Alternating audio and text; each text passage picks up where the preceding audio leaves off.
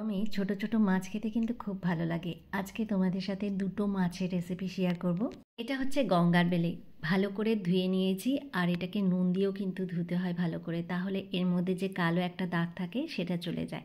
তারপর একটু নুন আর হলুদ মাখিয়ে নিলাম। এরপর দেখো আমি কতগুলো সবজি কেটে নিয়েছি। এখানে পটল, ডাঁটা একদম ঝিরিঝিরি করে কেটে নিয়েছি, যেরকম আলু ভাজার মতো কাটতে হয় সেরকম করে। তারপর কড়াইতে তেল দিয়ে তেলটা গরম হয়ে এলেই মাছগুলোকে দিয়ে দেবো। আর এই মাছগুলো কিন্তু একটুখানি বেশ হিটেই ভাজতে হয়, নইলে কিন্তু একটু লেগে লেগে যায়। বেলে মাছ খাও কিনা জানি না তোমরা, কিন্তু এই মাছ খেতে কিন্তু খুবই টেস্ট লাগে। আর সত্যি বলতে এই মাছে কিন্তু কোনো রকম রোগও থাকে না।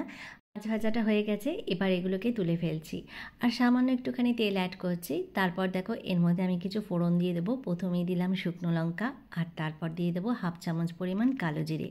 আর কেটে রাখা সবজিগুলো দিয়ে দিচ্ছি আর দিয়েই দেখো এর মধ্যে সামান্য একটু নুন আর হলুদ দিয়ে একটুখানি ভেজে ভেজে নেব। দিয়ে এই মাছ কিন্তু খুব ভালো লাগে। আর তোমরা চাইলে এর মধ্যে কিন্তু একটু টমেটোও দিতে পারো।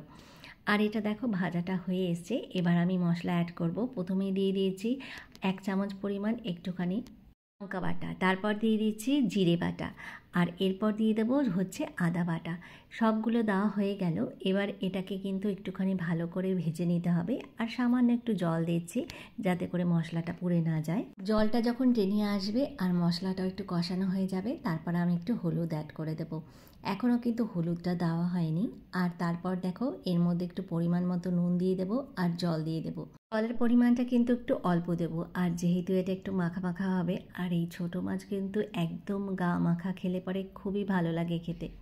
এবার ভাজা মাছগুলোকে দিয়ে দিচ্ছি। ভাজা মাছ দেওয়ার পরে একটুখানি নেড়ে চেড়ে সামান্য একটু সময় পরে ভাজা একটু জিরে গুঁড়ো দিচ্ছি আর একদম শেষে ধনেপাতা। আর এই ধনেপাতাটা কিন্তু এই ছোট মাছে খুবই ভালো লাগে।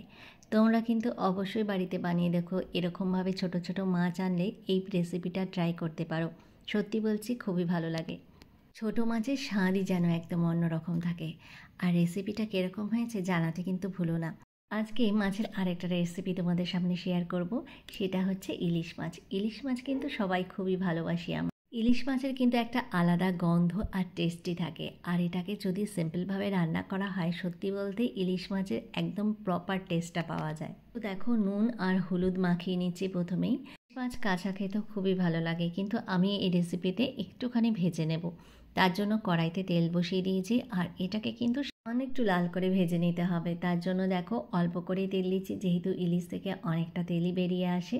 এরপর এক এক করে মাছগুলোকে দিয়ে একটুখানি ভেজে নেব আর মাঝে মাঝে একটু এপিট ওপিট করে দেবো। এই মাছের দেখতেই পাচ্ছ কত সুন্দর একটা ডিম হয়ে গেছে, আর ইলিশের ডিমটা খেতেও কিন্তু খুব ভালো লাগে। আমার মাছ ভাজাটা হয়ে গেছে, এবার এগুলোকে এক এক করে তুলে নিচ্ছি আর এক্সট্রা কোনো তেল দিচ্ছি না, যেহেতু ইলিশ মাছ এমনিতেই অনেক তেল ছাড়ে।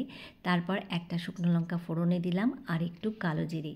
তোমাদের আগেই বলেছি একদম সিম্পলভাবে বানাবো, এই জন্য দেখো একটু জিরে বাটা দিচ্ছি আর একটু লঙ্কা বাটা। এই বাটাটা 1 চামচ পরিমাণ দিয়েছি আর এটাকে কিন্তু একটুখানি ভাজা ভাজা করে নেব, যাতে মশলার একটা সুন্দর গন্ধ বেরোয়।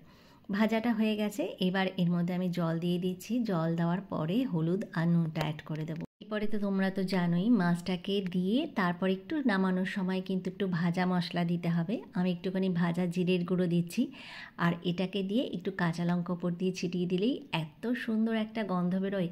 গরম গরম ভাতে কিন্তু এরকম যদি মাছের রেসিপি হয় আর সত্যি বলতে আর কিচ্ছুটি লাগবে না। রেসিপি দুটো কীরকম লাগলো তোমাদের অবশ্যই কিন্তু জানিও। আবারও নতুন নতুন রেসিপি নিয়ে তোমাদের সামনে হাজির হয়ে যাব। আজকের মতো এখানেই বিদায় জানাচ্ছি।